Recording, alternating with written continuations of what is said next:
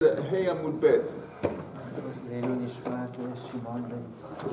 ce cours aussi dédié à la réfoua Shlema au Miran de Raphaël Yishai Eliyahu Ben Ornit, de Michal Batziona et de tous les blessés, tous les malades en Israël. On est Lamed Hey. Vous y êtes ou pas? Oui. On a à peu près 10 lignes dans la page, 10, 12 lignes, les 2 points. Tanoura Banan. Alors moi j'ai une question. Oui, vas-y. Par rapport à ce qu'on a étudié. Oui. Shabbat c'est quelque chose d'important. Oui. Si on profane c'est très grave. Oui. Maintenant on dit on se base sur des feuilles qui se penchent comme ci ou comme ça. On se base sur des oiseaux qui... les étoiles. C'est pas précis, on ne peut pas compter sur des feuilles pour savoir si c'est Shabbat ou si c'est fini Shabbat. Moi, Ah non, attends. Des plans. Ça a été tranché, ça. Ah, ça a été tranché. Bah oui. L'idée, c'est que à l'époque, je ne sais pas si tu t'en rends compte, mais à l'époque, ils n'avaient pas de Rolex. Ils n'avaient pas de montre. Ouais, mais alors, un téléphone. La question se demande qu'est-ce qui se passe avec quelqu'un, justement, si on va en parler bientôt de ce sujet, mais il y a des indices, il y a des signes. Donc on a parlé beaucoup de signes. Il y a les signes dans le ciel avec le soleil et le ciel qui devient rouge. Le ciel, c'est clair. On parle de la nuit ou pas? C'est seulement dans le cas où c'est pas clair. Oui. Dans le cas où il y a un orage, il y a des nuages, on ne peut pas voir le ciel.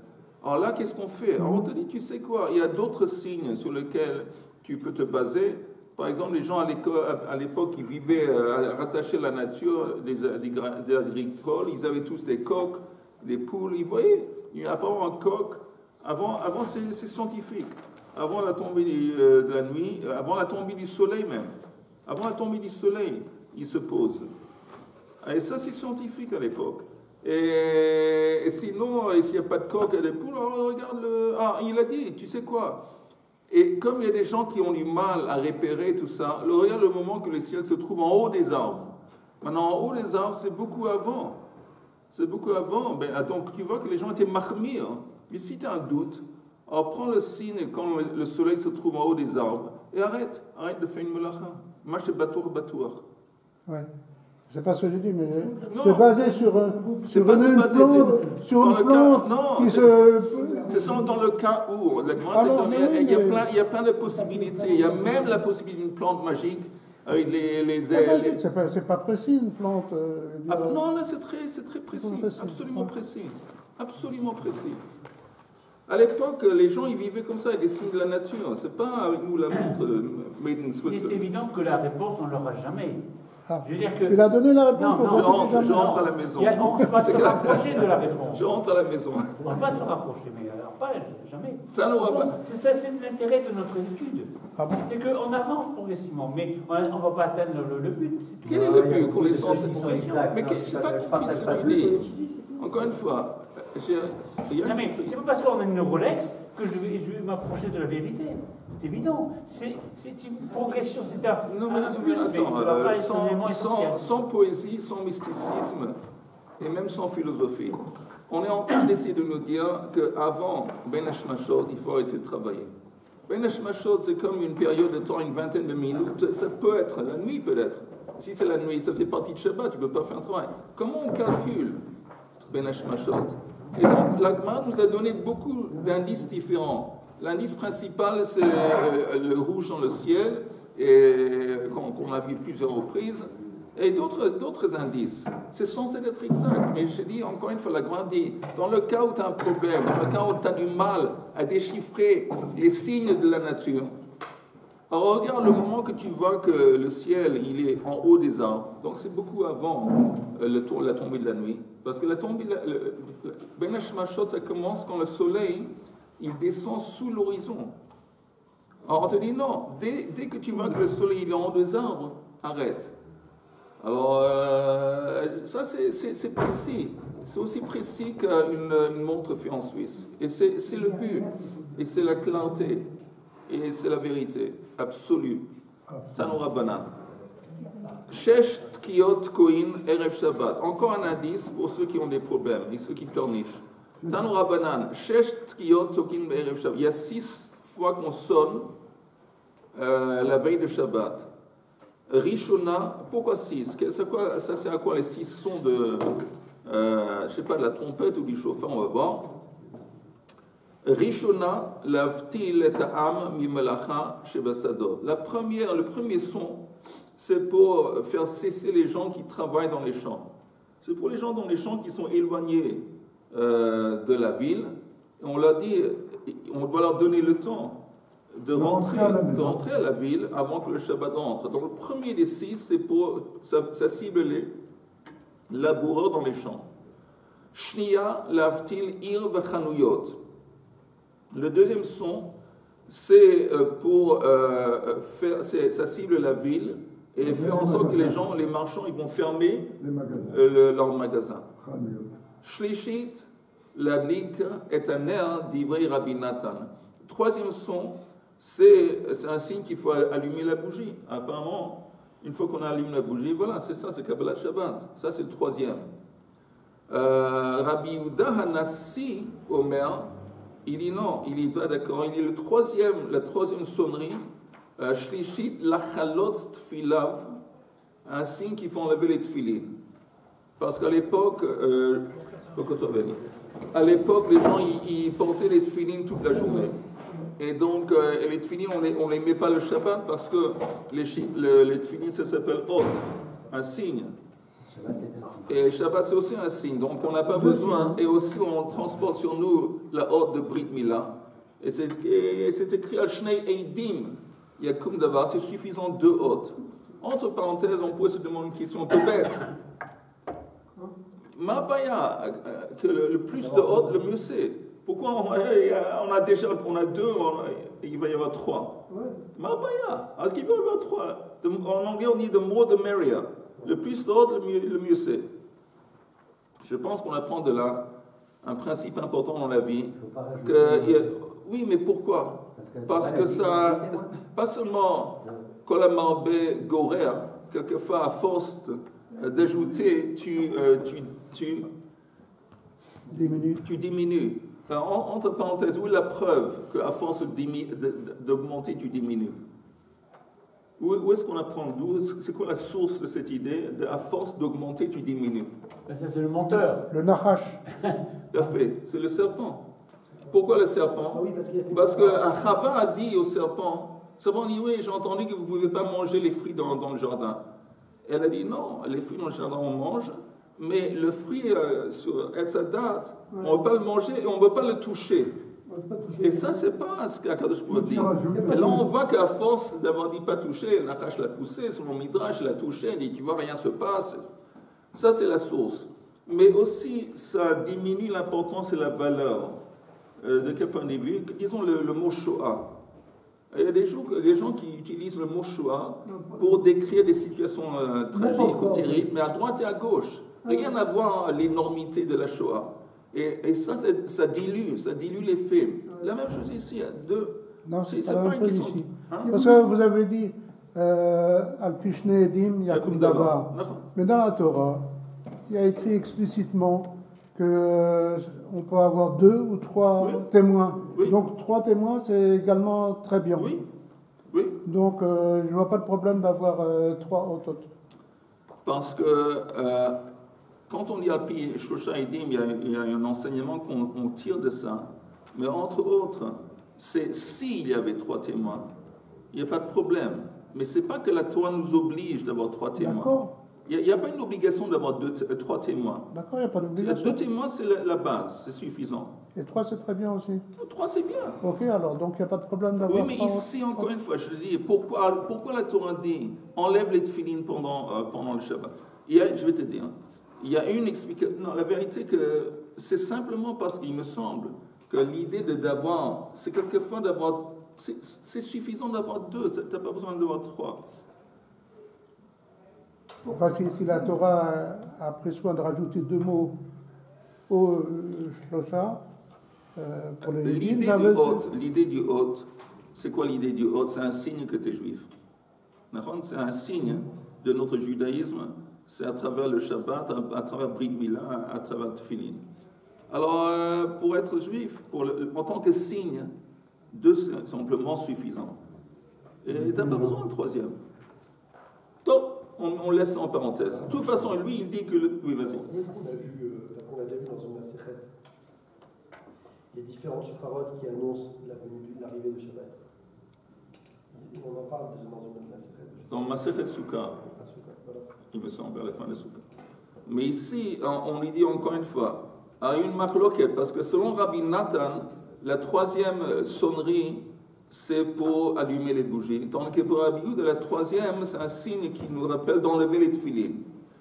Et après qu'il a fait ça, après la troisième sonnerie, qu'est-ce qui se passe? Veshohe kedei tzliat dag katan, ou kedei lahadbik pat betanur.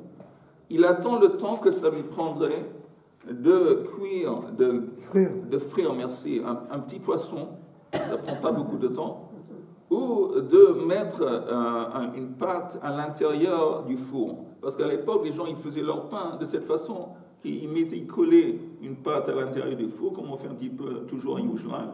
Après, on enlève, il y a une pita. Et après, donc ça prend un petit peu de temps. Regardez, Rashi dit, le hadbik pat betanur. Vous voyez le Rashi? Oui. Ve'adain yeshahut kedei shikremu panea. Et il y a toujours du temps, en fin de compte, avant que vraiment le Shabbat rentre, le temps que ça va prendre pour que le haut du pain va se durcir. Shehayum memaharim hatkiyot kedei lehosif michol ala kodesh. Parce qu'il faisait exprès, encore une fois, de sonner le son des chauffards un petit peu en avance.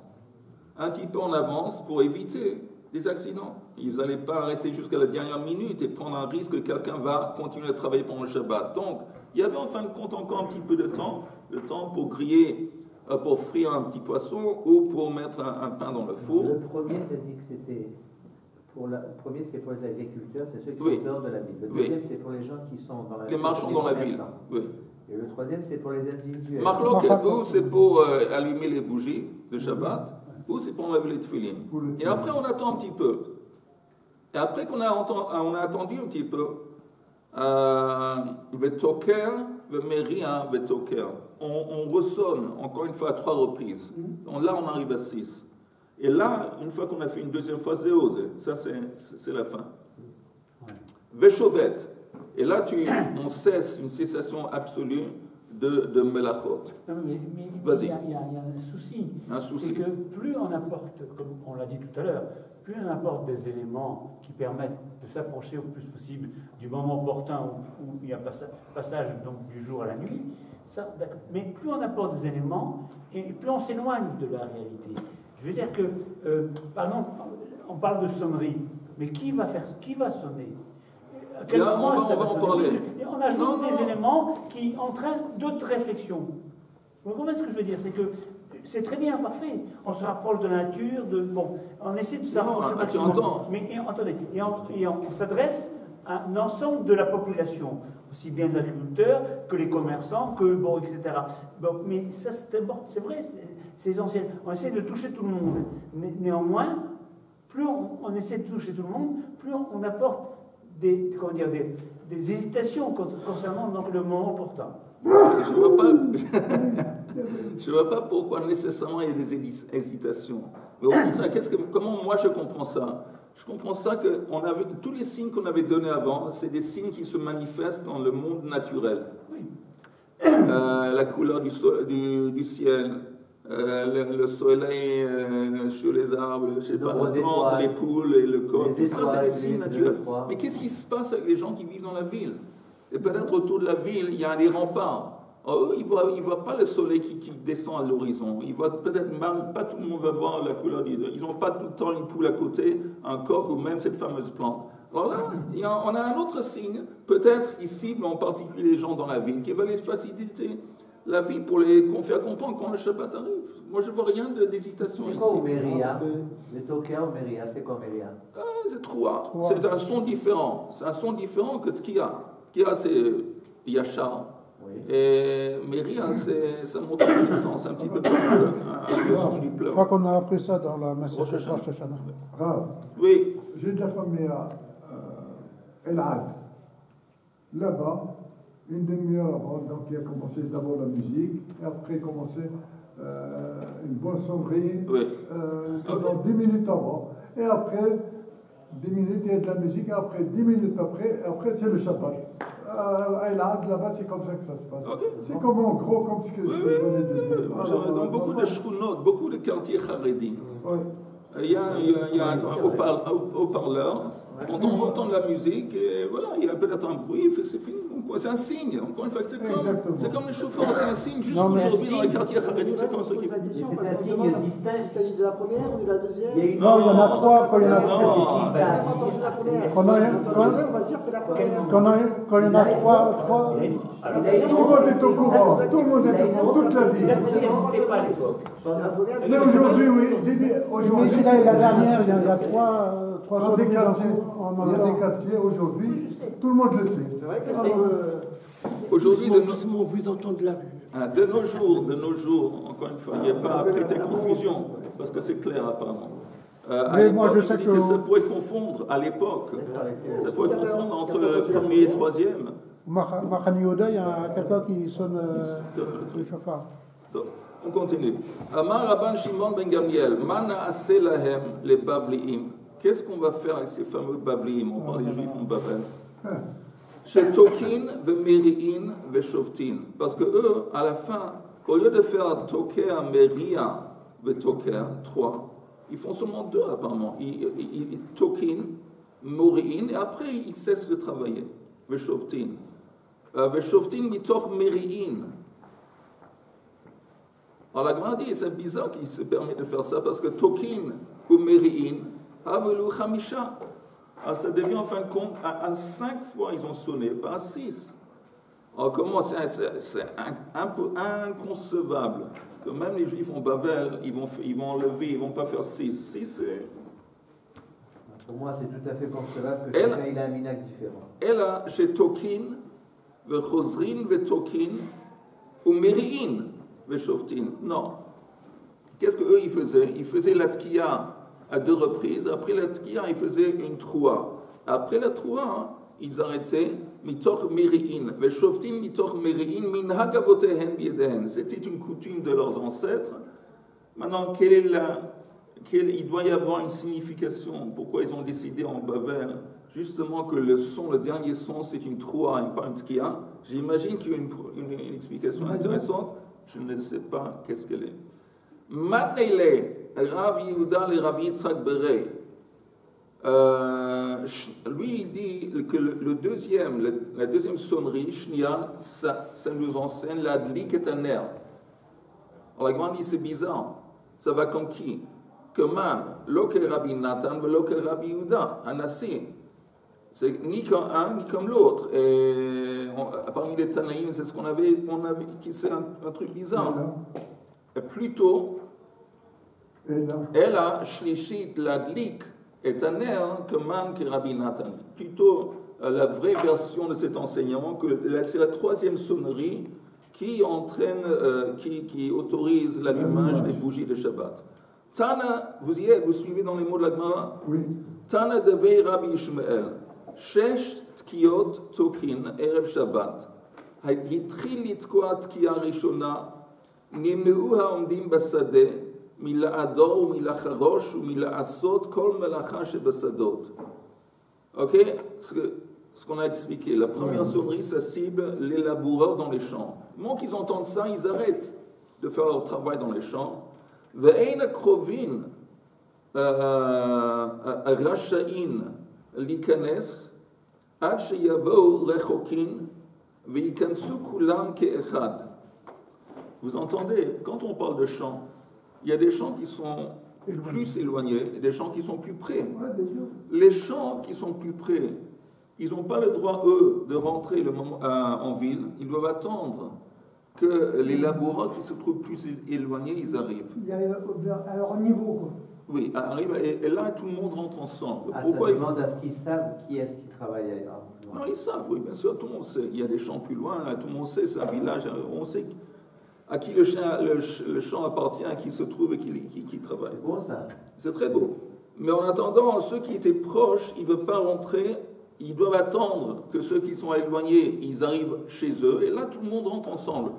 Entre autres, ils font ça à cause de Marit Ain. Parce que, regardez le Rashi, qui dit « V'ikansu kulam ke'echad » tout le monde va rentrer ensemble.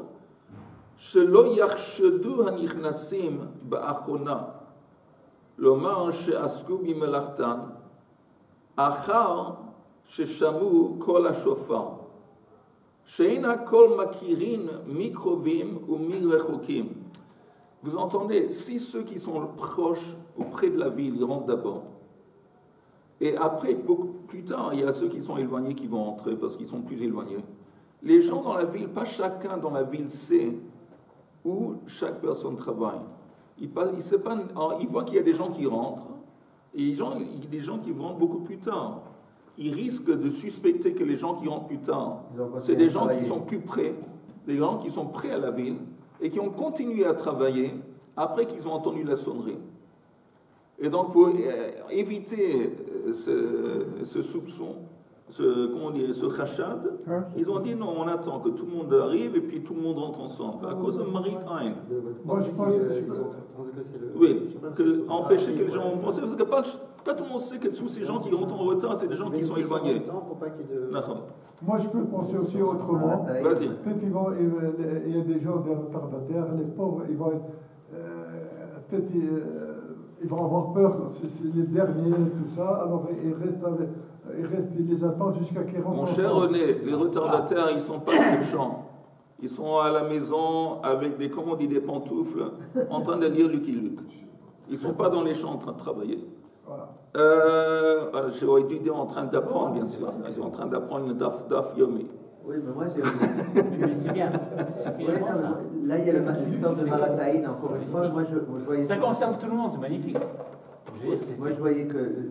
Quelque chose de pluriel, quelque chose de. Comment dire, un moment important, essentiel. On essaie de l'appliquer à l'ensemble de la population, en fonction de leur activité, de leur occupation, de leur situation. Moi, ça me gêne un petit peu quelque part le fait qu'on parle de Marataïn. Dans ce cas-là, j'aurais plus pensé à une question de sécurité à Ravim Zelazé, et que si jamais, pour une raison ou pour une autre, il y en a un qui reste à la traîne, on va aller l'aider pour qu'il puisse lui aussi faire la traîne. C'est ce que j'ai pensé moi aussi. Pour moi, c'est plus louable que de dire parce que là, il y en a un qui va penser comme ça, alors on va attendre qu'ils arrivent. Et là, c'est parce que tu vis, tu as, comment on dit, Benz Manecha. Tu vis la vie actuelle dans laquelle les éléments de sécurité sont primordiaux. Et donc pour toi, c'est vivant et on risque. On vit à l'époque, il n'y a pas de problème de sécurité. Pourquoi on fait Tfilamen Sheva le vendredi soir? Pour que tout le monde ensuite puisse sortir ensemble et pas être attaqué par les brigands. Pas du tout. Non. Non, pas du tout. La raison pour laquelle on fait Tfilan Maïn Sheva après c'est pour les retardataires. C'est quoi les retardataires? Parce que souvent les Bate Knesset se trouvaient encore une fois dans les champs à côté de la ville. Et c'est possible que quelqu'un est arrivé à la Bate Knesset un petit peu en retard. S'il arrive en retard, c'est peut-être qu'il a loupé la prière. Ou peut-être que maintenant il va commencer à prier. Et si tout le monde d'autre, après qu'ils ont fini, ils rentrent chez eux, lui, il va se trouver tout seul dans la Beit Knesset en train de prier. Et il va être stressé, il ne va pas pouvoir les bien dans cette fila comme il faut. Je pense que c'est surtout ça. C'est comme le Mitrashvim, qui ne va pas être stressé, se trouver seul. Ça risque d'être dangereux, comme tu dis. Mais vous avez dit pas du tout. Vous avez rejeté mon explication, vous avez dit pas du tout. Est-ce que tu es prêt à me pardonner? Est-ce que tu considères que ce serait possible de me pardonner? De toute façon, on retourne à la Gemara. La Gemara quand même. Hein? Non, je reste déçu. Ah, qu'est-ce qui se passe? Pourquoi tu es déçu? Parce que j'étais en admiration à la sécurité. Pas la sécurité, le bien. Arrêtez c'est basé, puisque le bien de mon prochain. La fête, elle va rentrer. La première sonnerie, Anitzach Lidok, Miyoter Achok. Pas pour le Marataï qu'on va faire du lachon non, pas pour le... parce qu'il a peut-être besoin, il est en difficulté, il est fatigué, il a n'importe quoi. Je vais attendre qu'il arrive, qu'il est sûr qu'il n'y ait pas de problème, et puis on va passer. Parce que c'est pas en sécurité. Il risque aussi d'être attaqué Il est fatigué, il est vieux, d'un seul coup, il n'est pas venu. Bien, on va voir qu'est-ce qui se passe. Rien à voir avec le Marataï, j'en ai rien à faire du Marataï. On a besoin, il y a une première sonnerie, l'idog Miché Yoter Rachok. Chez Koulam Prozrim Beyachad. Sécurité, les loups, les chats, les chiens, tout ce que tu as envie. Les mechablim, n'importe quoi, ce que tu as envie. On va d'abord, les docs, ils vont rentrer aussi et ils vont pouvoir faire la fête avec. Je pense que la réponse est qu'on suppose que la situation était plus ou moins paisible. On parle d'une situation qui n'est pas paisible. Donc il n'y a pas de raison. Pas de raison de penser. Tu sais quoi, tu pourras commencer à avoir peur que peut-être le type il a une attaque cardiaque. Ou le type il a, ou le type il s'est cassé la jambe. Attends, il n'y a pas, sauf les communautés chouvinnes. Mais non, mais d'abord, je suis ému de ton arrêt-foot. Moi, je suis ému. Moi, je suis ému. On continue. Mais les agriculteurs travaillent ensemble. Mais non, justement. Celui-là est tombé, il y a des gens autour. Mais non, justement. Donc le retardataire est vu. Pourquoi on continue. Maintenant, on a dit que tout le monde attend les autres pour entrer.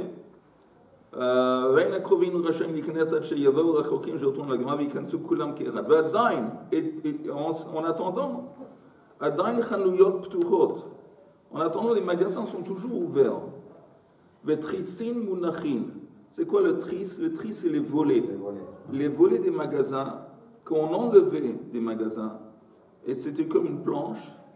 Et on les mettait ou par terre ou sur des espèces de... Des tréteaux. Et on étalait la marchandise sur ces volets. Et après la fin de la journée, on remettait les volets dans leur place. Mais il dit toujours les volets sont placés en bas. Une fois qu'on sonne la deuxième sonnerie, les volets ont été remis à leur place. Et les magasins ont été fermés. Mais toujours, en attendant, il y a toujours les casseroles se trouvent sur le four. Bon, attends, on a pas dit c'est l'eau. Troisième sonnerie. On est à la deuxième sonnerie. On n'a pas dit tout à l'heure que c'était la troisième qu'on fermait les magasins? Non. Oui, on a dit au début, mais ici c'est différent. Oui, on a dit au début que le deuxième, il me semble. Le deuxième, on ferme les magasins. Ici, non. Il y en a un qui suit, arrêtez. Non, mais c'est vrai, il a raison. On a dit la première, c'est les champs qui sont loin. La deuxième, c'est les champs qui sont près. La troisième, c'est les magasins. Non, la deuxième, c'est le magasin. Tu as mal suivi. Exceptionnellement, tu as mal suivi. Que la première, c'est uniquement pour les champs. La deuxième, ça cible uniquement les magasins, les commerçants. Mais en attendant, après le deuxième, que tout le monde, ils ont fermé leur magasin, à la maison, l'eau est toujours placée sur le four, les casseroles et les casseroles aussi. Une fois qu'on sonne à la troisième reprise, on enlève les casseroles qui étaient auparavant sur le four, on les enlève, et les choses qui ont besoin d'être recouverts pour conserver la chaleur jusqu'à demain, on les recouvre, et de suite après, on avait dit avant que la troisième sonnerie, à la fin de la troisième sonnerie, on allume les bougies. Veshohe, après qu'il a fait ça, il attend un petit peu le temps que Shohe kedei tzliat dag katan ou kedei ladbik pat betanur. Le temps que ça prend encore une fois de frire un petit poisson ou de coller la pâte à l'intérieur du four. Et après la dernière fois, les trois sonneries qui se suivent une après l'autre, vetoker, vemeria, vetoker, veshovet. Ok. J'ai entendu la chose suivante. Maintenant, la question que je me demande, c'est que demain, il y a deux options. Ou vous allez rester jusqu'à 9h10, on va finir ce chapitre, ou je vais arrêter maintenant. Et on va retourner et finir ça demain. Et même demain, ça va être très court. Parce que après, je dois apporter une autre maseret. Je ne vais pas apporter deux maseret. On finit le chapitre. Ah bon? Oui, on finit le chapitre. Alors, où on finit le chapitre aujourd'hui? Ça prend encore 12-13 minutes. On peut. Oui? Ok, alors on y va. Pas plus. Ok. Alors, vous entendez? Attends, mais qu'est-ce qu'on fait demain alors comme maseret? Ah non, on continue. Le prochain chapitre. Ah, mais j'avais dit j'apporte une. Oui, parce que j'ai un livre qui se... Ah, un autre livre. C'est pas notre maseret. Non, pour compléter. Amar Rabbi Yosef Rabbi Chanina, Shamati, j'ai entendu. Qu'on achète les livres. Sheim ban ladlik, achar shesh tkiyot madlik. Si quelqu'un veut allumer après six reprises qu'il a sonné, il peut. Sheharei natnu chachamim shi'ur le chazan hakneset. C'est-à-dire, nous on a dit qu'après les 6 sonneries, Chauvet, il arrête. Il arrête de faire. Mais lui, Rabbi Yosef et Rabbi Chanina dit que moi j'ai entendu que s'il veut, même après les 6 fois qu'on a sonné, il n'a pas encore allumé les bougies, il peut. Pourquoi? Sheharei natnu chachamim shi'ur le chazan hakneset le holich shofaro le beito. Parce que